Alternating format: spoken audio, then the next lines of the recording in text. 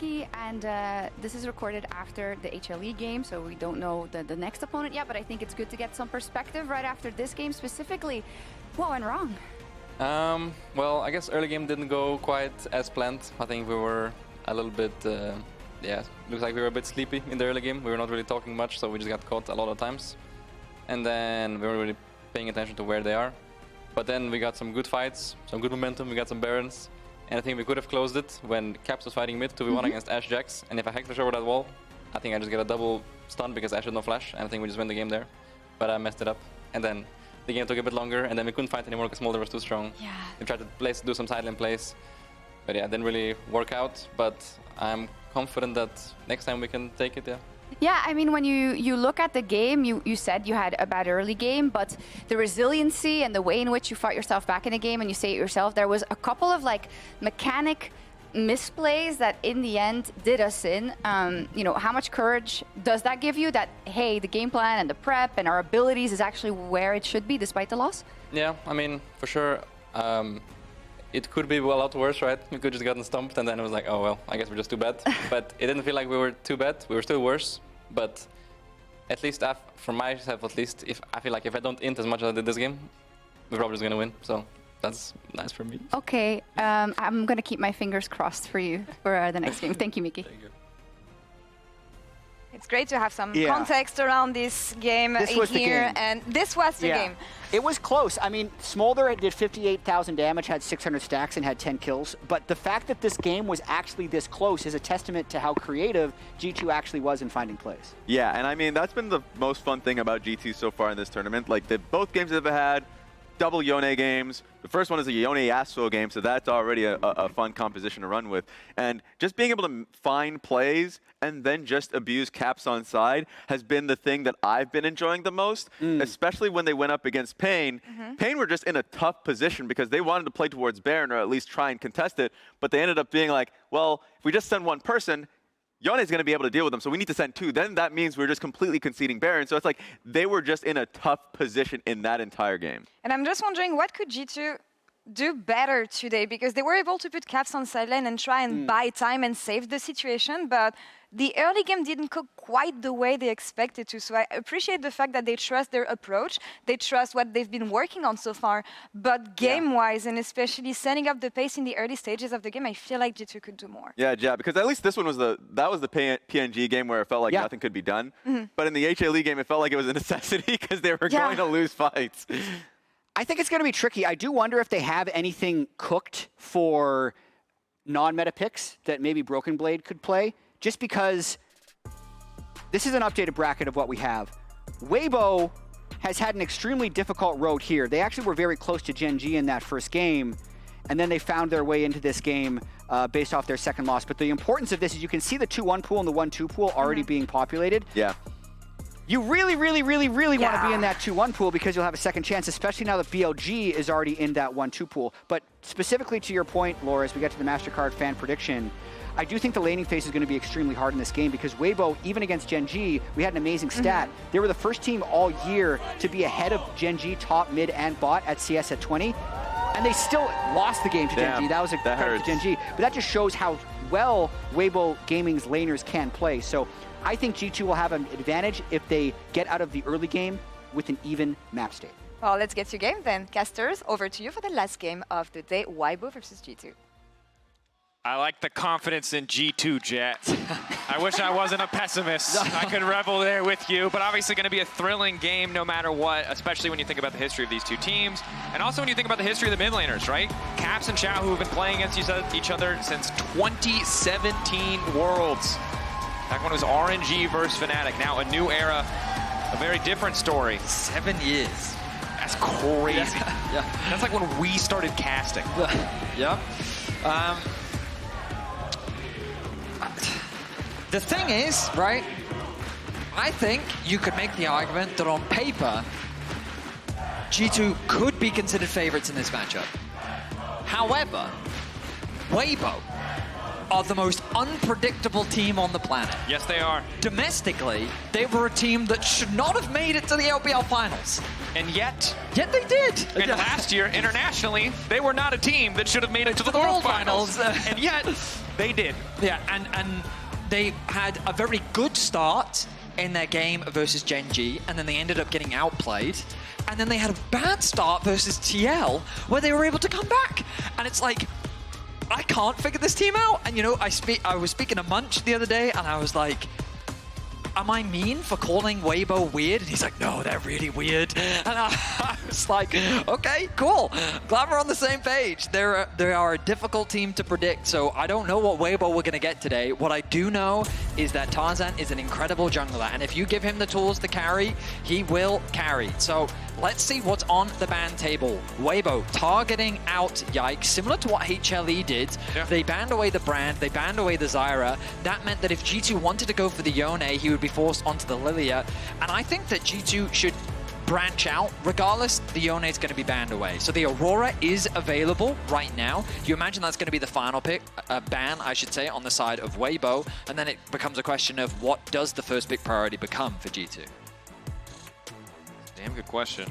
A lot of high prio picks still available. Aurora, the one you highlighted first, and I think probably the most important, but Nidalee. I like that a lot. We were just talking about Tarzan. I think this is one of his best champions. There is a difference. You'll notice Tarzan's early game impact when he's on a carry versus when he's on when he's not. That's not to say that he's bad when he's off carries. No, sure. But you really feel it in the early game when he's on something like a Nidalee. Also, just LPL Nidalees can be terrifying, right? And the sheer amount of CC and setup champs that are present in the meta right now that AD carries are mostly gone from mid lane, means she's kind of better than ever in a lot of situations. Kalista priority for G2. That explains the Poppy ban right from the start. Yep. Ashe removed as well. G2's coming with a clear game plan that they want to play towards the bot side of the map. Do they also want to try something like the Nico, potentially?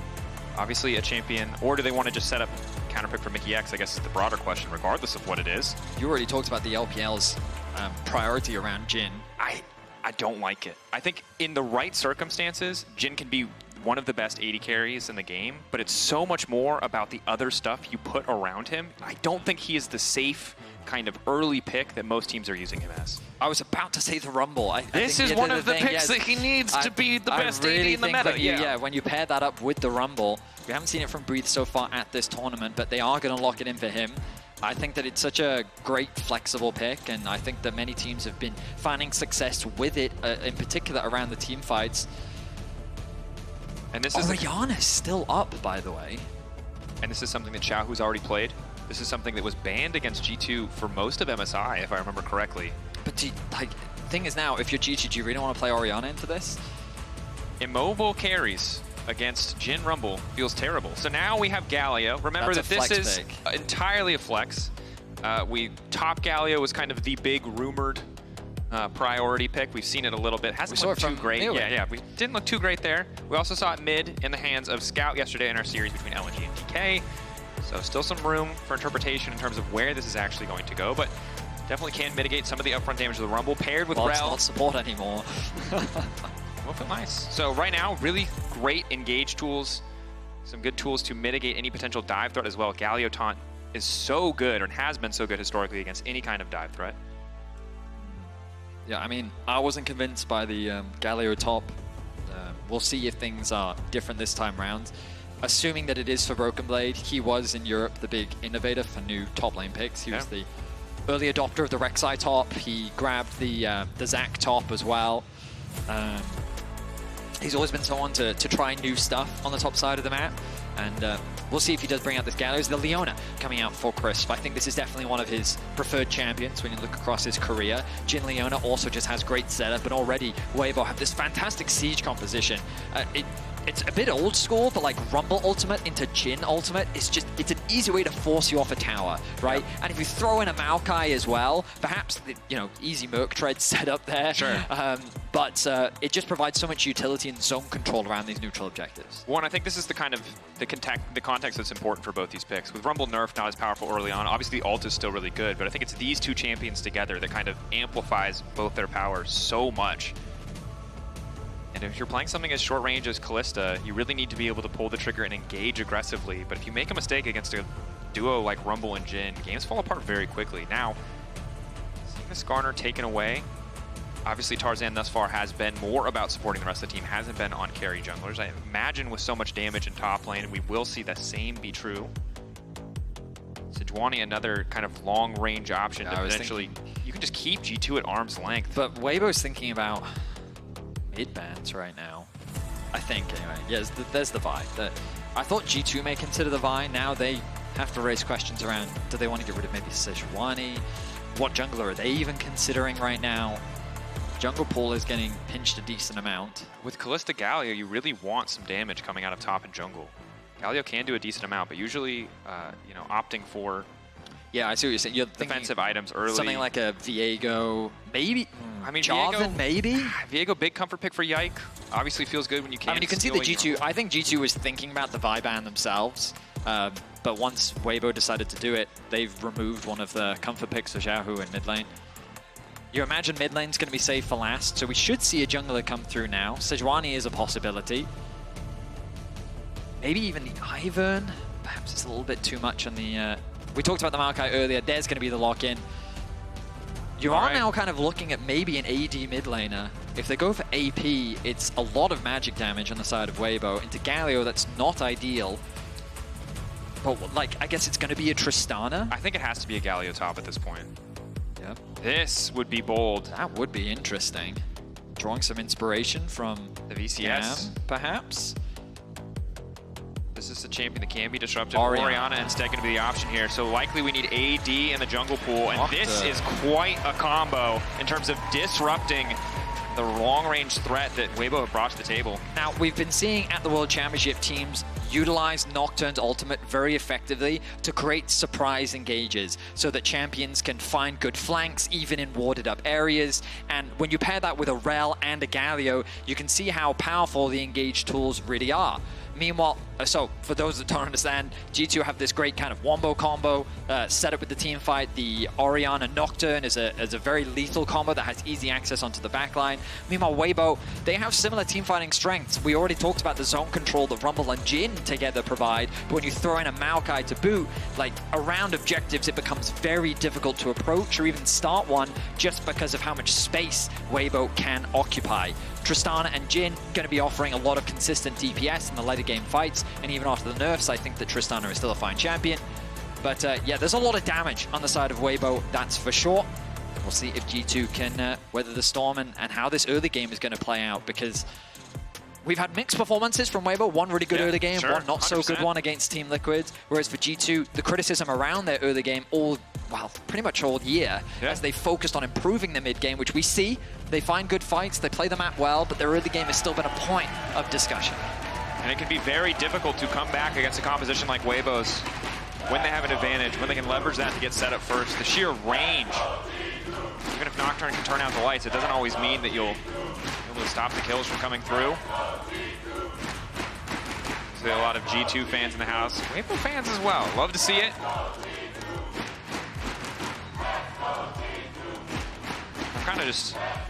I'm starting to feel the tension build. Wonder if this is how Jat and Raz fell in our previous game. Because as you said, Weibo can be a bit of an unknown quantity, but frankly, I really like what they put together in terms of the draft. Jhin, a champion that I think in the right circumstances can really take over games, really be such a fantastic powerhouse of a pick. We saw it in the Jackie Love game when he could get all those static shift procs, and Weibo have the recipe here to make that happen again. But I also think the reason why this matchup is tense for EU fans specifically is that as the first seed from the LEC, as someone who internationally is expected to make it far, against the 4th seed from the LPL, on paper, this should be a favored matchup for G2. Yeah. If they want to stick by their convictions that they are able to contest the World Championship, right? Like, this is a matchup that they should be winning, which is why I think there's a lot on the line for the side of G2. For Weibo, of course, a roster where their expectations have been very low. From the outside in, it's difficult to gauge how strong this Weibo is, and the fact that they've continued to surprise. Last year's World Championship, this year in terms of their LPL playoff run, they're a team that's able to find that magic, and I think a lot of it comes off the back of Tarzan's consistency in terms of his early game impact, and then Light. This man is incredibly consistent in terms of his damage output, his laning phase, and G2 are putting a lot of emphasis in the early game on their bot lane 2 versus 2. Definitely are. I want to draw attention briefly to the mid lane just because there is so much history here. And of course, favoring Xiaohu. It's important to note a lot of these games happened in the Fnatic era when LEC as a whole, or EU LCS at the time, weren't able to compete. When Xiaohu was really dominating with RNG across the board, it was Perkz really who had the better record against Xiaohu. Now we'll have to see if this is a new chapter for this particular rivalry. As you said, bot lane early at least. Gonna be a big center of attention. It's on Mikyx. Nice exchange there. Ignite for Ignite overall. Both AD carries relatively healthy. Level 2 going to be coming through soon. Oh, Xiaohu gets a nice trade onto Caps there. Orianna does have the ability to consistently hit her opponent thanks to her Clockwork Wind-Up passive. Yep. But Tristana is still Tristana. So as long as she keeps hitting you in the face, she's going to do a lot of damage. On the top side of the map, we can see the Galio getting a bit of push in the 1v1 matchup. BrokenBlade going for the Aftershock, providing him those extra bit of resistances. There's that magic shield from his W. Not going to be at a very high level early on. It is going to help him get some very nice trades. Maybe even really a kill. Good trades. Oh Nice! On the E! BrokenBlade just finds it. So this is what the Galio does in the matchup. You get the early push, you get the level advantage, finds a solo kill onto Breathe. BrokenBlade holding on to the moniker of best top laner in Europe. And this is so crucial. Because it's not just about the laning phase, but Rumble has so much impact on what this composition of Weibo can do, putting him down early, delaying a level 6, getting a lead for this Galio. It's big for the side of G2 Esports. A misstep from Breathe, obviously a bit of an unconventional matchup. We don't see it that much outside of solo. I mean, queue. who would expect that to just get... I just always love the E backwards. Because you can obviously, you can hit it on the wind-up if you go backwards. But also, there was this change when Galio got this like mini rework where the passive just comes up a lot more often now. And I think that Breathe just wasn't kind of expecting that to come out so quickly because the damage from BrokenBlade really caught him unawares. No flash, ended up being burnt. And yeah, small lead. Merc treads. Magic resistance already being bought by BrokenBlade. Definitely. The early itemization going to favor him a lot. Hansama forced to cleanse here as Tarzan's on the way in. Bit of an overstep. Might be some bad information where the enemy jungler was, but an easy and fast kill pick up at the side of Weibo. Tarzan taking the kill. Maybe not ideal, but didn't want to wait for Light to reload. A crucial mistake from Hans as he overstays for the wave, making sure that it gets underneath the tower. Mikyx thinks that he's safe to allow him to push that in, but Tarzan's in a position to collapse, doing a full clear from his top side towards bot, and just like that, Weibo have equalized the kill score. Good opportunity recognition from the side of Weibo, and for G2, reminds me of yesterday, right? BrokenBlade was doing fine in the top lane 1v1 for the early game, and G2's bot lane was winning initially, but they overstayed a little bit, and it cost them. Part of the reason why that early game was so rough against Hanwha Life. This mid lane match, however, much more even than yesterday's was. Crucially, both of Hansama's summoners are now gone. Light expended his flash as well, but still has the cleanse available. So while the top side of the map going favorably for G2, the bot side of the map, small advantage gained for Weibo. I will say that slowing BrokenBlade down is a tall task for Weibo. They have exclusively magic damage on jungle top. BrokenBlade's naturally going to build magic resist. Hollow Radiance likely to be the first item. I mean, Merc Treads gets a lot of value. Merc Treads, Hollow Radiance, you're going to have wave clear, and he might, I don't know if he can win the 2v1, but he can certainly live for quite a long time. Sure. Naturally, Galio doesn't have a huge amount of damage if you're not building for it, especially. No. But yeah, we kind of take stock of the map. I wonder if we'll see some resets come through soon. The Grubs are going to be up in 30 seconds. TP's committed from both solo laners. At the same time, no rotation just yet from Hansama. And keep in mind, BrokenBlade could have probably walked back to top. You can see the wave's in a position where didn't necessarily need to immediately TP, but wants to have that prio. Wants to be able to open up Grubs as a potential option, or at least very least reset the wave. Now the TP from Xiaohu. Early itemization, just some mercs to make it through the laning phase. Again, pretty high value. Yike going to be first on the Grubs, but Weibo going to be playing around the bottom side instead. Have a lot of really good scaling tools, so setting themselves up for a potential Drake win condition does make sense. Conceding Grubs early is always a bit of a risk. Likely means they will have to contest the second spawn, but for now, just the trade of objectives. Wisely done by Weibo. I think they recognize that trying to fight on the top side probably isn't the smartest choice for them. Instead, they'll just play around the fact that there's a wave pushing on the bot side of the map. Easy trade of objectives. The Rumble can just drop the ulti into the top lane, which is exactly what Breather's going to do. You can see that skill on cooldown, catch that top wave, go back to base. Not much the BrokenBlade can do about it. Meanwhile, G2's bot lane has to play on the weak side. They'll catch the wave being pushed in. And ultimately, just a trade of objectives. So relatively slow early game. Impressive stuff from BrokenBlade. And a nice punish from Weibo to catch out Hansama. Summoners slowly coming off cooldown. And we're kind of setting our sights on the next grub spawn in about 3.5 minutes as Nocturne now ticking over to 6. Tarzan looking to do the same in the near future. Should be a big fight. We'll see who can get favorable setup. Both supports also racing to get level 6 as quickly as they can. Obviously last year when Herald spawned at 8 minutes, so much of the discussion was that arms race for support level 6 this year. Can't contest it on first grubs, but second grubs should be able to have it reliably. And honestly, just a very, very tense game. And this is interesting because I think we expected kind of today to be this all-out bloodbath, but a lot of our games have been very reserved for both teams. Except game 1. Except for game 1. Game 1 not reserved. Game 1 needed to be reserved. Yes. But it was not. It was not. Cap's looking for a bit of a trade onto Xiaohu. Crisp there to cover. Similar position for Mikyx. I think both supports are a little outside of XP range. Mikyx going to clear out that ward. A lot of emphasis on topside control here. Waves crashing in. I guess just looking to set up some control wards for future plays, future objectives. Keep eyes on Yike, obviously post level 6. Paranoia can't always just be such a powerful tool to punish side laners, to punish anyone for overstepping on waves. Position, but going to be spotted up by Crisp. Both supports should aim to try and get their level 6 ASAP. And the next scrub spawn is in 2 minutes' time. Yike continues to power farm through his jungle. Tarzan a little bit behind on the clear, as you'd kind of expect. Yike hasn't really looked for any ganks as of yet. He does have some setup on the bot side of the map, but with all their summoners available, it may be a little bit tricky. I think his first use of the ultimate is largely going to come off the back of Caps trying to find that wombo combo. We're really gearing up for a big fist fight around the next objective.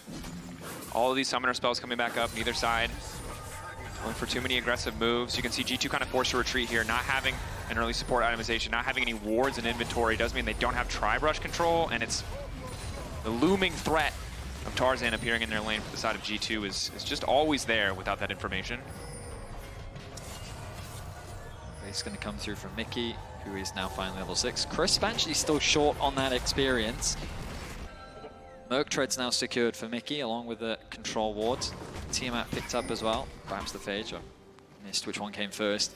But Stridebreaker on its way for Yike, regardless. Here are the grubs now, 55 seconds. We've been talking a lot about them because I'm curious as to whether or not you imagine that G2 is going to have a priority on them, and the question is Weibo going to look to try and fight, given that there's still a minute discrepancy between the Dragon and the Grubs, or instead will they concede it, perhaps look for some pressure on the bot side of the map? Mikyx trying to create some pressure. I think maybe hoping to contest Xiaohu at least a little bit on his mid push here to ensure that they do have first access to the Grubs. And when we talk about this G2 composition, it's not that they necessarily have the strongest side laners in the world, but whenever you build a composition with Nocturne, your side lanes just naturally get that much better, and you can really leverage this grub buff. Certainly can. Notice that the bot lane of Weibo has made their way up, so it looks like they're eager to contest. Hansama making a beeline towards there now. Cleared out that wave. Caps. He's prioritized first item completion. He has no boots. He just rushed that Ludens, wanting to be more powerful for the fight. Nice spike to have for sure. Downside of double AD carries, you have no item spikes. Remember, BrokenBlade doesn't actually have to rotate down if he doesn't want to. He can just keep the Rumble pushed and then has the ultimate available. Let's see how G2 can utilize the Nocturne ultimate as Weibo now try to find space. Remember the amount of zone control they have, though. Maokai ultimate, Rumble ultimate, Jhin ulti. This might be a situation where G2 just take the 4th grub and walk away. They're looking for more. Right now, Weibo Gaming are just window shopping. They don't have an angle into Rumble's the objective. too far away, that's why. Might get the 4th grub buff. You're completely right. Weibo have just sat and watched. And this is the problem, is they're waiting for that window of opportunity to leverage their composition, but G2 just don't really give them the angle, and they don't feel confident to just force and start the fight, and as a result, they show up to watch another team get a 6th grub buff. Now, G2 have said, we're quite happy to concede the next dragon, you can have it, because now we've got 6 grubs, and Kalista can be left alone in top lane. Breathe will have the ultimate available to clear out this wave. I think the idea from G2 is to maybe funnel some plates into Hansama, but I don't think this plan is going to pay off just because of the Rumble ulti. Difficult. BrokenBlade, obviously when you're playing out on a side lane. Oh, the dive. Smart play from G2, but again, here's the Rumble ulti that we were just talking about. I think it's important to stress, G2 playing incredibly well around the second grub spawn. Caps sacrificing himself in terms of boots, which would have helped the lane a lot to prioritize that first major item completion to make sure they were stronger. It does require them to concede the Drake, but now they're about to knock down the first tower of the game. They're really committed for this, and I think it's a good gold injection. They're sharing it across the room. I'm a little surprised that they would give some of that gold to Mikyx, but that's first tower. That's a lot of gold. This is a very big gold lead. Weibo are setting themselves up for a Cloud Soul kind of win condition or a way to force a 5v5. But G2 are very rapidly accumulating a pretty significant lead. Notice that they've put Xiaohu into BrokenBlade with the idea being, ha, you've built all this magic resistance and we have an AD mid laner. That means that our Tristana can actually do damage to you. And then BrokenBlade has said, okay, I'm happy to play this matchup, but that does mean that your Rumble is now at risk of being dived. And so, what could Breathe do there? He threw the ultimate down, the idea was good, but then the next wave spawned, he's zoned away from the wave. Look, he's cautious to even approach this, because as you highlighted earlier, Nocturne, side lanes, scary, real scary, because if you overstep, the ability to collapse is very quick. Right now, the good news is it's only rank 1 of ultimate, and mid lane tower is still standing. When that one falls, it's so easy for G2 to get access to Weibo's jungle. But this is a situation where G2 are leveraging the power of their composition in the 6 grubs, but now Weibo want to punish Caps for overstaying, but here comes the Galio to try to disrupt the play. Mikyx ready to turn as well. G2 should just be content to retreat. Maokai ultimate hitting 2, 4-shot on the Caps, trying to get him out of the exchange. G2, do they want this fight? They already absorbed the engage, they got what they came for in the bottom lane. No, they're not gonna take the 5v5, they just go right back for the tower, knowing Weibo doesn't have a wave to play around. Caps can recall and TP right back to mid. He has to be careful about that TP though, the risk of a dive is still very real. Maokai ulti used, but Breathe, his ulti is going to be up available soon. Light and Crisp also used their engages. Smart TP from Caps onto the tier 2. The plates are still up for a brief moment, so they don't really have a way to threaten the entire tower. I mean, the criticism coming in was, can G2 play the early game well? I can say with confidence they're playing the early game well. They're leveraging the strength of the early grubs that they set up for cleanly. They're playing around the fact that Hansama is as strong as he is, and they secure top tower, funnel that gold into Hansama and Yike, then rotate towards bot, leverage the push they have to unlock that tower as well. And on top of that, Caps should have been caught, doesn't burn the flash, TP's back to mid, keeps the tower alive, and now they can have Hans and Mikyx come mid with Caps to start sieging onto this final outer tower. And Xiaohu's still fighting to complete that first item, which means that it's very likely that Weibo cannot contest this Herald, which means that G2 are very likely to break mid, but they don't even need the Herald. They have so much pressure. They see Xiaohu bottom lane, they know he has no TP, they know Breathe has no TP, so they're gonna at least get a massive chunk here. They're gonna stick around. They're committing to this tower, and they will secure it. 3 towers, back to back to back. 15 minutes in, and the best they can get is a cross map on the bot side. Xiaohu trying to unlock this tower, but the Herald available as well. That top wave in an awkward spot, someone has to go and catch it. Caliber of early game we have not seen from G2 in a while. In quite some time. They are just playing the map so much better than Weibo is. We might even have to go back to one of those the first T1 series at MSI to find something like this. But I mean, for international viewers, right, like, Dregs and I have cast G2 all year long. No, you guys don't understand. They just lose and then come back because their macro's good. They just die randomly early game and then they come back. And they're really good at coming back. Yeah, their summer was not great. Their summer was not great at all. And like the biggest question coming into this World Championship was, can they clear up their early game? So to see them have an early game like this is a surprise, but a welcome one. And I mean, Mikyx talked about it. I think his quote was, if I just don't int, we would have won against each other. I mean, that could be one of many interviews. But, you know, talked a lot about the team ramping up and feeling like the HLE game was winnable despite a rough early game, and that giving the team confidence and that they're building towards that final form. But, of course, pro players are always going to say that. True. You know what I mean? They're always going to be like, yeah, we got it. We're one step away. To see it come to fruition. Impressive stuff thus far. When we look at Weibo on the opposite side, however, Leandri's is completed. Kraken is completed. You've got a Shiv. There are tools now to fight on at least more even footing with G2. As long as they don't finish those second item spikes, you have a reasonable angle to contest them. And don't forget, Weibo found themselves behind against Team Liquid. Team Liquid made a couple fumbles, and then Weibo were able to fight their way back in. Speaking of, Mikyx in trouble now. The Crisp light's is dead. turned off. Crisp is dead. G2 quick to turn, and now they're going to try to lock down Xiaohu, isolate him out of the fight. BrokenBlade stepping up. Taunt is there. Fear there onto Xiaohu. Nice use of the spell shield to stop the knockback coming in. They're trying to turn it back with a rumble. Light still standing for now. Caps is going to be the one in trouble. Breathe and Light turning the fight for a moment, but Yike able to take down Xiaohu. BrokenBlade trying to get involved as well, but Mikyx is getting lower and lower. Yike needs to try and clean up. Weibo happy with the fight thus far. One more shot. Will it be enough? Light still standing. Hatsama can't get involved. He needs to finish off this Galio. BrokenBlade, can he make the difference? A messy, scrappy fight, but the curtains are called. G2 need to be quick. The footwork needs to be good. One side step. Hans! Taken out. Maybe thought BrokenBlade was going to body block, but that is huge for Weibo. And it's the team fighting capability of Weibo that comes through. Crisp's initiation is a little bit disconnected from the rest of the team, but the overchase from G2 ends up being punished. You'll notice here, as Mikyx tries to get vision, the collapse comes in, but Crisp immediately gets collapsed on thanks to all these globals that come through from G2. Then they try to force the fight, but the fight on two fronts, while Yike is turning his attention to Xiaohu with Mikyx at his assistance. Look at this Rumble ultimate onto Caps and Hans as we turn our attention back to live. Just a bit of split attention there. Needed to finish off Xiaohu, so he couldn't get back into the fight, but Mikyx not being there means they lost so much of that CC. G2, though, still priority access on the objective. They've already cleared out tier 1 mid, so they will grab this Drake. They will slow the sole option from the side of Weibo. For now, G2 still hold the lead, but it's a reminder of how good Weibo can be in those fights if G2 falter for even a moment. Yeah, I mean, the fight was disconnected, and Weibo immediately took advantage of that. They realized, hang on, they've split their resources too far, and we can punish this. A really nice ulti came through from Breathe. Light's positioning was fantastic. 3-0-2 the scoreline now for him. He's still behind a little bit in terms of gold, but he is a full level up over Hansama. We talked about him coming into this game, how he's been that consistent, reliable carry for Weibo. He's looking to do the same thing here to bring Weibo back into this game. G2 have to play carefully. Obviously, we've seen Jhin games where he's not able to do a whole ton. A lot of people skeptical about how good the static shift can be. But if you're able to find those resets and fights, it can do so much work. Scrappy back and forth fight. G2 trying to assert their dominance on the top side of the map. Both supports covering for their mid laners. Jungler's not that far behind. Yike looking for an ult angle.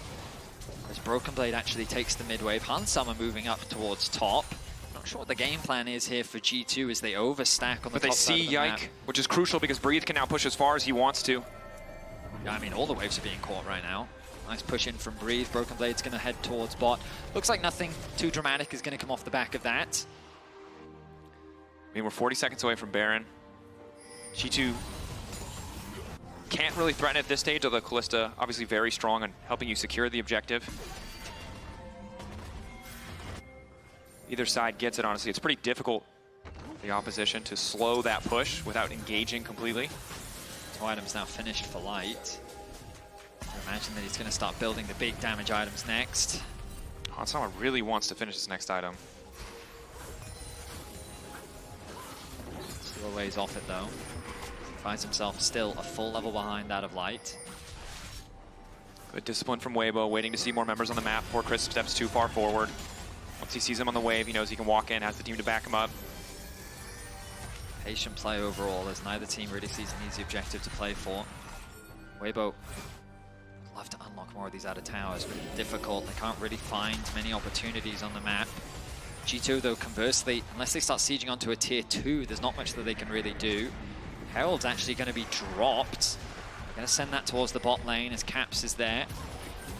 Has that escape route as he has used a few times throughout the year. Xiaohu chipping away at that tower. BrokenBlade TP up going to be soon. While G2 happy to put Caps on the Orianna, obviously is going to have the same side lane threat they were used to in their previous game with the Yone. So we'll need to be a bit more conservative on when they push out and fight for these tier 2s.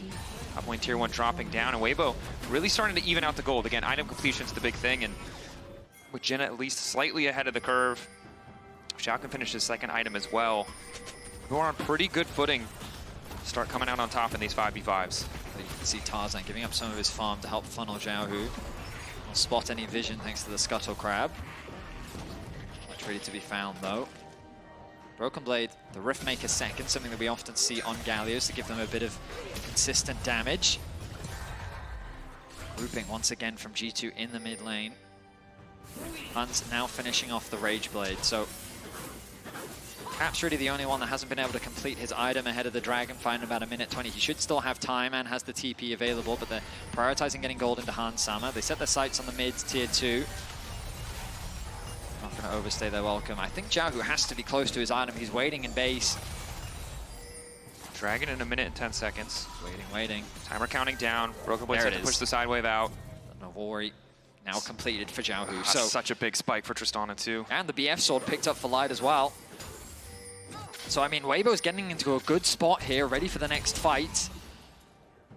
The Rumble, relatively weaker to BrokenBlade, but ultimately still has the Leandries, so that red carpet's going to dish out some serious damage. And sometimes when you have follow-up like a Jhin ultimate, all that really matters is a little bit of damage from the Rumble and the slow it provides to ensure you can just isolate those targets. It's hard for Caps to play this out. He's really the most immobile champion on this team. Luckily has the Galio ult to protect him, but if they're using it too defensively, it's going to cost them in some of the fights. I mean, it's a tense affair. You can tell that a lot of this game is going to come down to the ensuing fights. G2 turning their attention away. Tarzan on the side. Initial ulti going wide. Nice side step from G2. Deadly Flourish also there. TP from Breathe. Wow, that was a quick response. Weibo were really poised to fight there. They used Crisp's ulti. Now the Dragon becomes a much easier objective to take without one of the engaged tools available. Breathe forced to catch the bot wave once again. Top wave's not in a bad spot for G2 either. Weibo behind on the play. They can maybe try to rush Baron, but this would be incredibly greedy. They're going to start it though, realizing they don't really have any recourse to stop G2 from taking the Drake. But it's too ambitious because G2 can just leave the Kalista to take it alone. She's more than happy to solo this objective, especially with the Rend, and that means that the Orianna can be in a position to zone the enemy away. G2 Crisp have to stay composed here. Going in onto Yike. Caps isolated. Tarzan now trying to follow up. Nocturne turns the lights off, and they're managing to burn through G2. Mikyx trying to make his way out to safety. Yike already retreating. Weibo, they needed that fight. They find it, and now they can turn to the Baron. Great target selection from Weibo. They find an angle behind Caps, not giving him an opportunity to flash away. They're not even going to try and steal away the Baron. Objective secured. G2 trying to get what else they can on the map. It is going to take a bit of time, though. They'll at least knock down a tier 2. They'll keep the gold close. Light stepping far forward. G2 don't have perfect information. They can't afford to approach. Well played by Weibo. They knew they lost the Dragon. They really had to find that pick, or they would have lost out big time on the map. Just a great collapse, all in all. You'll see the chain CC that comes down onto Caps, and there's so little they can do. That angle from Tarzan on the left.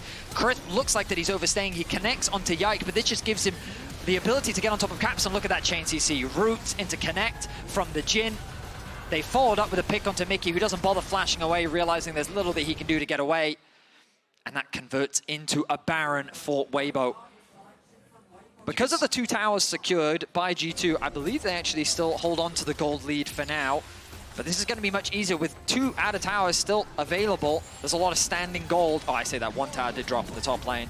Standing gold available for Weibo to grab, at least in the mid lane. Important to even things up. Again, 80 carry, 3rd item spike's going to feel very good for Weibo. For G2, you're in a situation where they really set that play up better around the Drake, but Weibo really recognized that window of opportunity to force G2 to come up to them, to threaten the Baron, and then were able to find that engage.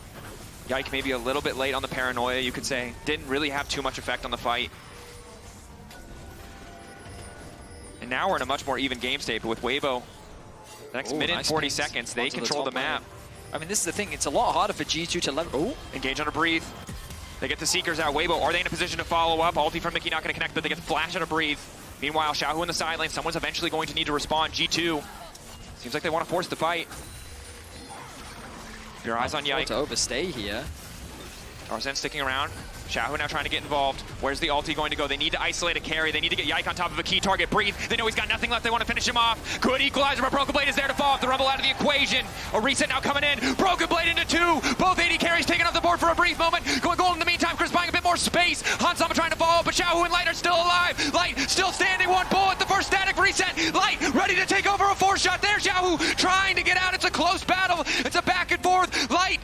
Can he get it done? He's getting lower and lower. He needs to reload. He's got 4 shots. There's 3 opponents. If he can find the kill, the math might work in his favor. The spear Coming in, Caps finishes it with the wind-up. Xiaohu versus the world now. Desperate to get the rocket jump reset. He's going to get one, but he will go down. It's a close fight, but G2 take it in the end. It's an ace for G2 off the back of BrokenBlade's heroics. He finds a crucial two-man knock-up into Taunt, setting up the whole fight. You'll notice here at the start, G2 turn their attention onto Breathe, isolated as Mikyx becomes the target. Xiaohu's not in a good position to follow up, and the near sight from the Nocturne ultimate makes it hard for him to follow. The Galio ultimate coming through, and then Hanzo ultimate, and this flash, Taunt into knock-up, it's the two crucial carries. It buys enough time for G2 to reposition. Xiaohu and Light's forced to retreat, and then the fight gets split up. BrokenBlade and Caps turn their attention to the top side. Light almost single-handedly turns the fight around if it weren't for the tower. But then he's forced to retreat as Caps regroups with the team. Xiaohu with the TP tries to turn the play around, but then Light takes too much damage. The Leandries finishes him off, and while Xiaohu almost cleans up the fight, it's too much damage, and it's G2 that walk away with an ace. Incredible fight from both sides. Light was one auto away from killing 3 members of G2. All it would have taken is one more static proc, and he would have been able to clean up the rest. Incredibly close fight. They have to be careful of the Jhin in the future. He's only getting stronger. You see 4K damage. Hansama able to auto attack so consistently, manages to outmatch him. But this is a game of inches. Centimeters, it's so damn close. I mean, but regardless, like, BrokenBlade is the MVP of this game. This man is having Solo kill top. an incredible performance. Weibo haven't really found a reliable way to deal with him yet. It's so difficult, though, with the Nocturne ultimate, and then the Galio can come, and you just can't see it coming. It's so difficult to navigate your way through those fights. Weibo kind of need to be the ones to initiate. And crucially, Light is flashless. He's so vulnerable to that combo in the next fight. Breathe flashless as well. Hasn't got enough money to complete the Zanyas either. There we go. But it's BrokenBlade who's potentially been caught out. Initial taunt looks good. He's going to try to ult to his teammates. Forced back. Goes gold, and the rest of the team now on the way. Yike does have ultimate. Do they want to go for this one, or do want to accept the loss? Beautiful pick from the side of Weibo. I mean, they're doing a good job of keeping Xiaohu on a side lane. Typically a strength that you associate with Caps on the Orianna. He just can't do what Xiaohu's been doing this game. He's been getting so many resources. He got that tier 2 tower in the top lane as well. He has a 2-level advantage over Caps, and he is at 3 fully completed items. They know that he's the one carry that can shut down BrokenBlade, and they're able to catch him off on a side lane. Big for the Baron setup. A minute now. Top wave pushing in will demand a response. Mid lane slightly in favor of G2. I mean, Xiaohu is really the big I say Xiaohu's the problem. Light's also a problem. Yeah. I mean, this isn't going to be an easy road. G2 won the last fight. But you can see how Xiaohu still has the tools to make this game complicated in a way in which G2 often leverage the side lane to convert games in their favor. Xiaohu can do the same thing in this game. Level 16 being ticked over for many members on both sides. I mean, Tristana's also got a lot of range, the reset potential here, but it looks like G2 want to try and find a fight, want to try and find a pick of their own. They spot out Tarzan. How many resources can they afford to burn to kill this jungle? It looks like they're willing to spend all of them as Tarzan's about to fall. He tries to flash the stage, but the Rend is there. BrokenBlade again off to the side. He finds the Jhin. Isolated, but Breathe is there to protect him, to keep him standing. G2 want to keep going. They know they can take the Baron. 8 seconds. Jungler dead. They should just be able to grab it, but Weibo not dropping anybody else, refusing to fall. Don't have the Rumble ultimate, which is such a valuable tool. Light gets sent back to base. They have a little bit of vision thanks to the Scuttle Crab, but Tarzan's death is likely going to cost the Baron. How are they going to steal this one away with the Rend available too? They're going to try their best to fight their way back in. Weibo approaching. Light standing back, 8 seconds till the curtain call. This should just be G2's Baron. They recognize they have no access, no way to get in. G2, great pick onto Tarzan, recognizing that window of opportunity to take a jungler out. I like the idea there from Yike as well. Groups up with BrokenBlade, immediately turn their attention onto Light, trusting the other members of the team to clean up the pick onto Tarzan. Means that they almost got Light as well. He's only forced to burn the cleanse though. Just like that, Baron secured for G2. They need to reset though, shouldn't overstay their welcome. And you're seeing how difficult this composition is for Weibo to navigate. Functionally, if they're the ones to initiate, the layering of their ultimates can be massive, especially onto a low mobility carry like this Orianna. They can really limit the movement of a Kalista as well. Unfortunately, they haven't really been given many opportunities to set that one up. Outside of the pick that they were able to find on Caps, a lot of the fights have been set on G2's terms. There was a situation in the bot lane where G2 overcommitted and overforced with the fight in which Weibo could turn things around. But whenever it's G2 to initiate with the Nocturne ultimate, Weibo just, it's so difficult for them to fight their way back. And with G2 having the Baron empowering their push, allowing them to set up this vision first, the opportunity for Weibo to start those long-range engages just really isn't there right now. Minute 45. Look at Tristana once Left again on the though in the Baron. mid lane. Xiaohu sees that he has an angle. Hard for anyone really to match him. BrokenBlade a threat. Ulti there. Tarzan trying to kick things off. Breathe an ultimate as well. A lot of resources burned to try and stop the push here, but there's another Baron wave coming in. They're going to have to concede this inhibitor. Purple ulti. They have to be ready to go straight for the 5v5 if they don't want to lose this. But I think they should just give it up. They're going to. Look at mid lane as well. BrokenBlade keeping the push up, ready with his ultimate to join the fray at any moment. G2 have to be careful though. Walking through that choke is such a risky proposition. Tarzan not having ult though is big. Weibo, I think conceding their ultimate ability just a little bit too early. Now gonna have to give more. Nice ulti coming in from Breathe. No immediate follow-up. Hansama quick to cleanse here. Flashes on all the carries. Cleanse down for Hans. The 6 scrubs doing so much work as well. G2 continuing to push forward. Tarzan once again isolated from the rest of the team. BrokenBlade going in, taunted up by Chris. Nice stun to stop from pushing forward. BrokenBlade getting lower and lower. Dash through. A decent angle. Curtain call there. Xiaohu hoping to find the resets. Ulti coming out from Yike to try to get some more space for his team. Xiaohu now looking to follow. Sterix gauge big there. Xiaohu has to be careful though. It's a greedy move. It's going to cost him. Burn down. He thought he had the angle, but G2 playing with discipline. Just back off. He was looking for a moment of resets. Get that first kill, reset comes through. Maybe he can clean up the fight. But unfortunately, it doesn't come to fruition. A lot of flashes were burnt on the side of G2, but they get 2 inhibitors. The dragon spawns in 50 seconds, but maybe they don't care about it. With a few, well, with not much time left on the Baron, maybe they're setting their sights on the top lane. Breathe does now have the Zhonya's, but he has no flash. Xiaohu has no flash, and that is massive for G2. Makes it so much easier for them to play out this fight. Xiaohu, you can understand why he went for it. The rocket jump resets, the static resets, the ability for Jhin to back him up from range. The montage potential was there, but the team was not in position, and it only puts them further behind. 1 inhibitor left. G2 can't afford to take risks, but in their position, set up to close this one out clean. I mean, Xiaohu's still dead. If nothing else, they'll set up for this last inhibitor tower. The Grubs once again doing work. Tarzan trying to be off on the flank, has the ulti available. They're going to go. Spotted. Crisp ulti, the last chance. Redemption there. Crisp into the back line. Tarzan off on the side. Yike doing what he can to body block. Good movement for G2 to get away from the ulti. BrokenBlade, decent ulti, but they've already lost Mikyx. G2, do they want to keep going forward? Resets now coming in. Light force shot. Not doing a lot. Xiaohu off to the side. No flash, but might not need it. Re-engage now coming in. Beautiful combo on the Orianna. Hansama on a rampage. Can they clean the fight? A 3v3 now. No way, but they might not need it. Xiaohu rocket jumping out. G2. Look at the base, look at the base. It's falling apart for Weibo. It's a 2 for 2, sorry, as 3 members remain alive, but Caps has the TP available to him. He's going to TP back to top lane. They want to close it. 36 seconds on Light, 28 on Crisp. Breathe, no ultimate. Xiaohu has his. It would require a miracle. G2 continuing to push. They've got supers. They've got so much in their favor. The 3-man core standing strong. But Xiaohu, Breathe, and Tarzan want to make the difference. Xiaohu going in. Hansama backing away. BrokenBlade with an excellent 2-man taunt. Caps there to follow up, and now Breathe is going to be in trouble. Knockback from Xiaohu is clutch, buying a bit more space, but BrokenBlade just does not take damage. Tarzan in trouble now. Blade of the Rune King procced. BrokenBlade single-handedly zoning, but G2 need to get the hell out. They bought enough time. Light is about to respawn. G2 could be in trouble. Yes, they found the kill. Charlotte comes alive. Caps turns it back, but Crisp is now on the hunt. Light has the ulti. Curtains opened. Hansama gets out, though, crucially. Mikyx back in the following. fight. BrokenBlade still standing. Breathe, the blinking health bar. Hansama has the damage. The TP coming in. Caps is here. Paranoia is here. G2 want to end it. They've isolated the AD carry away. Do they just want to focus the Nexus? Caps trying to get a bit more space. Light still standing. 4 bullets. Hansama pulling him back. Breathe getting so much damage down. Mikyx knows that he keeps Light out. G2 will end the game. Chris down. Light running. G2 will take down Weibo.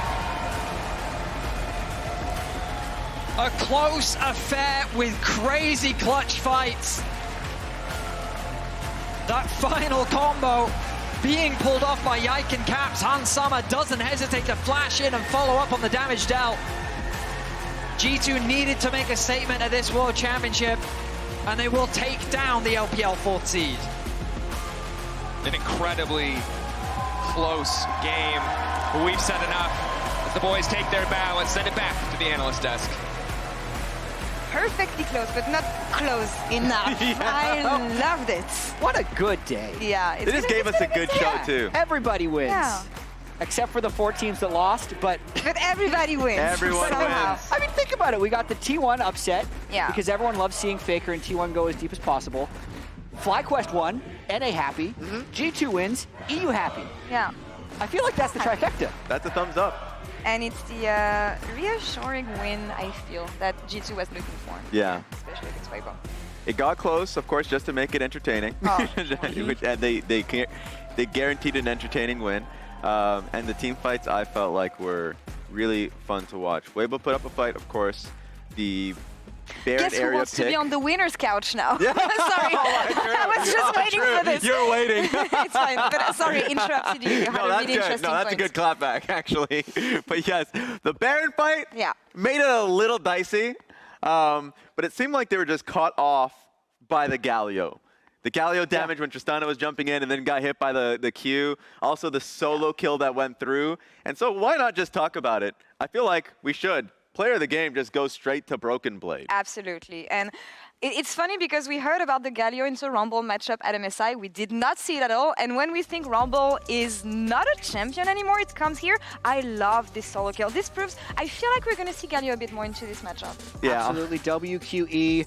He did the backwards E to get the surprise damage on the Rumble. And then he was just a force throughout the rest of the game, making it extremely difficult for Weibo to actually commit to any fights. Yeah, I mean, for a while throughout the day, we were wondering who's going to be the OPPO player of the game. It makes sense that after this game, seeing the solo kill, seeing how he was dictating a lot of the fights. The ulti to guarantee the safety for Nocturne, because he was not just yeeting himself in for with the Orianna ball. It was just a full-on committal. So I was like, how effective was the Maokai going to be?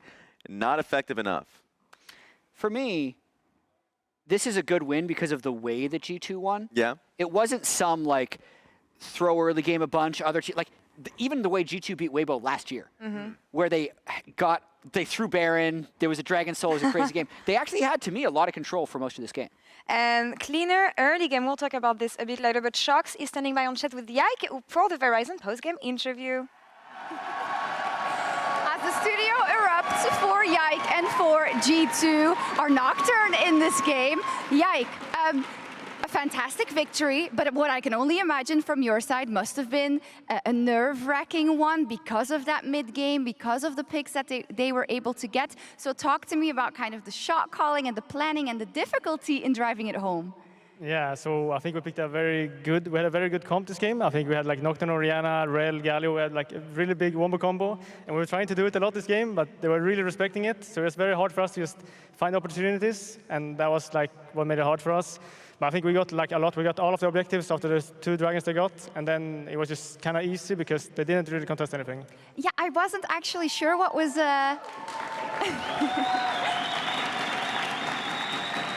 I wasn't actually sure what was going on because your early game was so clean, you weren't overstepping, you were going for the macro. Talk to me about that kind of specific working point going into this game. Yeah, I mean, I always want to make sure that we have a good early game plan, and I think this game was pretty good. I think we wanted to play for the grubs. We got a lot of towers as well. They got dragons, but I think that's fine. I think it's a fine trade, and I think we just got so ahead, and then it was just easy for us to play, and I think we just made some mistakes after, but that happens. Yeah, it happens indeed. It was such an important victory to move on to 2-1. I was speaking to your father yesterday, who's of course here to support you as he has been with the rest of your family. And it was before your first game, and I asked him, are you okay? Are you nervous? And he said, I'm not nervous, but my son's a little nervous. So tell me about kind of coming into this tournament, a very close game versus HLE, and having to keep your own cool, also specifically in this game. Yeah, the HLE game was a very crazy game. I think we could have won that game. It was very close, and I think we were in a very hard state. But I think we were very creative. I think Caps was like very smart in the side lane, also BB. I think they made really good plays, and yeah, we did some mistakes, you know, some TPs that just failed, and I think we could have won that, so it's a bit sad, but I'm still happy with how we played. I think we performed well, and we could have won that in a different day. Okay, so now you're moving on to the best ofs to qualify, hopefully for Europe. So how does the road ahead look? I know that last year was a huge, of course, heartbreak for you when you did get to this point as well. So yeah, talk to the G2 faithful about the work that has been done and the work that lies ahead. Yeah, I mean, we're 2-1 now, and last time in Worlds, everyone remembers what happened when we were 2-1, so I think we just want to, I don't think we're going to have a lot of expectations. I think we're just going to play what we do. We're going to play our game, and whoever we play against, I think we're going to do our best to beat them, and I think we're going to win, and then we're going to qualify to Paris. Awesome. Thank you so much, Yike. Thank you. Congratulations, and it's G2 with a victory to close out the day. Thank you so much, Shox. Welcome to Cooldown and welcome, Caps. Congrats. Thank you, thank you. The Shox was just talking about it with Yike. 2-1 now. Is it panic intensifies or is it the comfort zone you guys were looking for? Yeah, I mean, we're definitely just ready for the FLICKR draw. Oh my god. Oh my, please no. How similar does this year feel to last year, or is it a completely different experience? I mean, definitely I feel it feels a bit different. I think last year we were going in 2-0. Yeah. And it felt like very messy games. I mean, I guess that's kind of similar to this year, but I think it's just happening a bit all over the place, especially with the swaps and stuff. But I do think that we have a bit more strategies prepared this time. And compared to last year, we are a lot more confident in the very later parts of the game. I think even if we fall a bit behind or if we don't get the super snowball, we can still close out the games. And tell me about the mentality, because I feel like when G2 is on an international stage, you guys are cooking. The Galio is one thing, the Yasuo Yone is another, right? Same thing happened in MSI. What happens for you guys? What's the mentality going into an international event that makes it so different?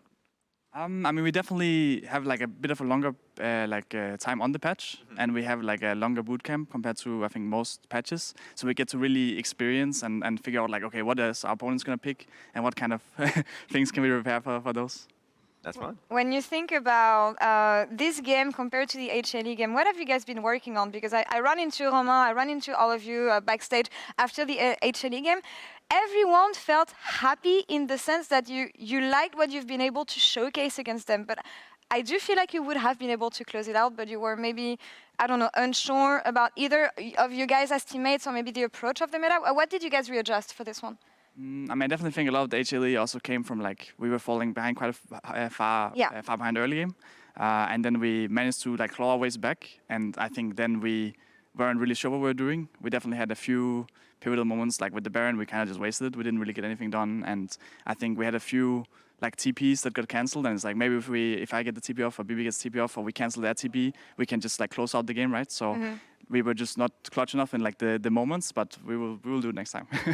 I love the approach that you have this year and what you guys have been working on, especially Shox was mentioning it on stage, I don't want to say trauma, but disappointment of last year with Worlds coming back in Europe, especially when you think of what happened in Korea. How do you manage expectations, but also maybe stress around not having the same history repeating itself? Yeah, I mean, it's definitely, I think, hard with this Swiss stage. I think even more so than the previous group system, because it's you don't know who you're getting, so you can't really rely on preparation as much as you could maybe in the past group stage. And then it's just it's the best of ones, of course. Now we're luckily moving into best of threes, but it definitely feels even this game was very, very scary for sure. We have the bracket. Take a look. So you can see all the teams in 2-1, which is you guys. You're going to want FlyQuest, but how does that grouping feel? Because I think this win for you guys, I think, is really impressive since it is the win against the LPL or the LCK team. You're also experienced of having a 3-0 best of 5 against an Eastern team at MSI. How high is your confidence that you can just, no matter who you get in the next one, draw them and beat them? I mean, we're definitely feeling confident going into the match. I mean, we were also feeling confident going up against Hanwha Life, and sadly we didn't manage to make that work. And that's the tweak. You can't play them again this time. So there's actually only 4 different teams that you'd be able to play against. Which one would you want to play the most? I mean, T1 would be fun, right? We already played them. We played them so many times this year already, and I mean, they were boot camping actually at our office as well for a few days. So it would be fun to play against them for sure. I think at the end of the day, obviously, I think FlyQuest would probably be on the weaker side, or Damwon, I think would be. Can you not do what you guys did last year, saying that LCS is going to be the easiest? Because I don't know if that's true. I mean, I am. I think both FlyQuest would want G2 and G2 would want FlyQuest. Yeah, exactly. Fair enough. For the Fair rivalry. enough. Exactly. And also, like, you've talked about it just a little bit, but what are your personal goals and expectations? Because I guess we're talking about Worlds a little bit, but also you guys in MSI had a top 4 finish. You guys actually smashed expectations a little bit, right? And it feels like if there was a little bit more that you guys could have done, you could have beaten T1 and good and farther. So what are your personal goals, like team goals and yourself? Yeah, I mean, I think definitely we want to win Worlds, right? I think that's why we're here, and that's also why the draw is like, sure, some teams might be easier or harder or whatnot, but if we want to actually win Worlds, we will need to be able to beat anyone. Yeah. And I think the first step is this best of 3s, which in a way they are less pressure than like the later best of 5s, because even if we lose the next one, we still have one more chance. Yeah. And also, yeah, so I wouldn't mind like the strongest opponent we could get, right? Because it's good experience, it's good practice. I think we learned so much from playing against Hanawa Live. And even this game, I think if like we can play this way cleaner than we did. So yeah, I like that attitude, because even LNG Scout interview was like, I actually kind of wish we would have not gone 3-0 because we wanted more practice. And it's fine if you don't want to answer this, but I'm actually curious from your perspective, like what the biggest strength of G2 is against the Eastern teams, because I think in the past years there was always this thought of like, oh, it might be close early game, but then once like the game actually starts, the LPL or LCK is going to dominate. But I feel like you guys are almost reversed. Like, I feel like once it gets to the mid game, you're extending your gold leads against everybody you play against because your macro is so good. But I'm just curious what your assessment is, because that's my read. Yeah, I mean, it's definitely always hard to compare like against other regions because there's like different teams and stuff like that. I think definitely we have a lot of innovation in draft. I feel like even these games, Galio, the Galio or the Yasuo and all these kind of picks coming up can definitely be clutch for us. I definitely think something we were practicing a lot was like the later parts of the game, just because, you know, when we found success in the past years with like past G2, past Fnatic, it was a lot of the later parts of the game. We were struggling quite hard in the early game, and it was kind of funny that last year was like the opposite, where we were doing very well early, but then every mid-late game we just started throwing. So now I hope we can reach a point where we're not like 10k down in the early game, but we're also like contesting them and doing well in the later parts. Never want to make it easy for yourself. Go ahead, Russ. And also just like, I feel like this world has been a little bit different than the others, because you can see a stark difference in people's meta reads this late in the tournament, it feels like. Some of the conversation has been like the Korean LPL teams coming in late, and because they had their own scrim bubble. Have you felt that? Have you felt like there's still an adjusting on people's reads on the meta and patch right now? I mean, definitely. I think there was a huge patch, right, to change things up, and especially from us going from like the 14-15 with like basically only AD carries, right? Yeah. And I think everyone has like a bit of their own picks going on. I think we're seeing a lot more AD carries. Like with the Smolder, the Tristana, I only played against AD carries so far. So we're seeing a lot more AD carries like, from the LPL LCK teams than we maybe did in the EU-NA bubbles. Yeah. So definitely have to figure out like the balance of like when they can still be strong and when there might be alternative options. Yeah, it's crazy because the expectation coming into this world was that Yone is going to stay, but all the AD mids are going to disappear because things are going to be switching in the jungle. For you, everything is still viable in a way, but you have more picks, I guess. I mean, it's hard to say what is like more or less viable, right? I think it's probably just still not like figured out that well. There's definitely still a lot of ways to optimize, and I think at least for us, we can say we haven't like gotten to experience all the different picks in the different situations. And I think once we go later in the tournament, I'm sure there's going to be like some quite clear priorities. What is more annoying for you, Smolder being that dominant or Yone being that dominant? I know they're intertwined here. I mean, honestly, I don't mind either. I think it's always fun when there's like these like strong mid picks. And sadly, I didn't get to play Smolder yet. Maybe it's something we can play. It's more fun to play, though. You know, we have the Chovy quote saying just like, I don't enjoy playing Smolder, but I do I'll do it if I have to. I mean, I think Young, you can definitely do some cool things. Yeah. So that's like very fun. Like whenever you pull it off, that's for sure like the peak fun, right? Whenever you do like something crazy. But at the same time, Smolder, if you go late game and you're just like the raid boss, you know, you just one-shot everyone, that is also very, very fun. And you know, everyone enemy team is like, oh, we have to kill the Smolder, and that can be quite enjoyable. So I think those two champs are actually both like very, very enjoyable. But probably I would give it to Yon. All right. We respect that. I don't want to take too much of your time, Caps. You had a really long week. Quick take on tomorrow's games: MDK versus GAM, Pain Gaming versus Team Liquid. Who makes it out? I mean, I will have to go with Matt, right? I think otherwise it would be a bit sad. I think they definitely still have some things to show. I think I I don't know if I watched like every part of their game, but I feel like they didn't really go with so many crazy things compared to in Europe. So they played super scaling against PSG and just so it didn't really feel like mad necessarily. And I think if they want to have success, they probably need to use some of the things that actually brought them here, right? So I'm hoping they'll pull it out. We'll see. And TL? I mean, I think TL will probably win as well. Probably. There you go. We take it.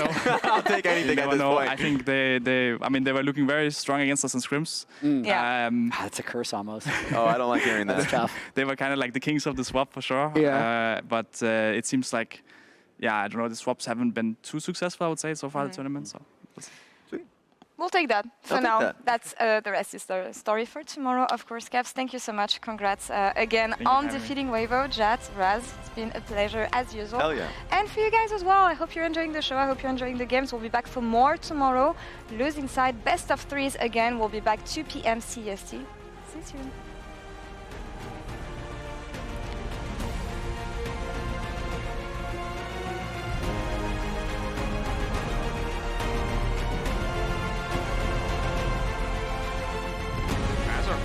Maybe they're going to be able to turn this play around. Immediate ultimate coming in the Impale. A bit of work there for the follow-up. Not Jackie Love over the wall. Huge damage and massive punish on the Fnatic, who thought they had the angle on the bot lane play. Noah already over the wall. Perhaps could just go for the curtain call, but Mako now go for the re-engage, and Jackie Love is there right in the nick of the time. The equalizer coming down. It doesn't do a lot, but they don't need it. TES tearing through this fight. T1 zoning him off. Finger goes in again anyway. Flash away from the charm. It's perfect to pop on the Q2 coming through. Been feeling more confident in the 1v1.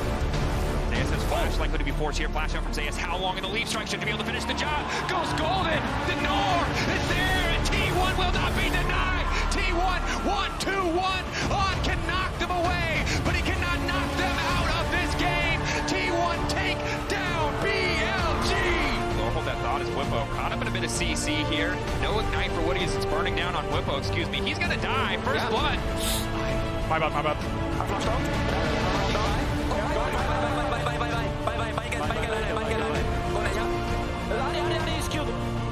I have nothing. Nice. Should be nice. Woody doesn't hit, and that should do it. Masu free to do all the damage he wants, going godlike in this matchup. Masu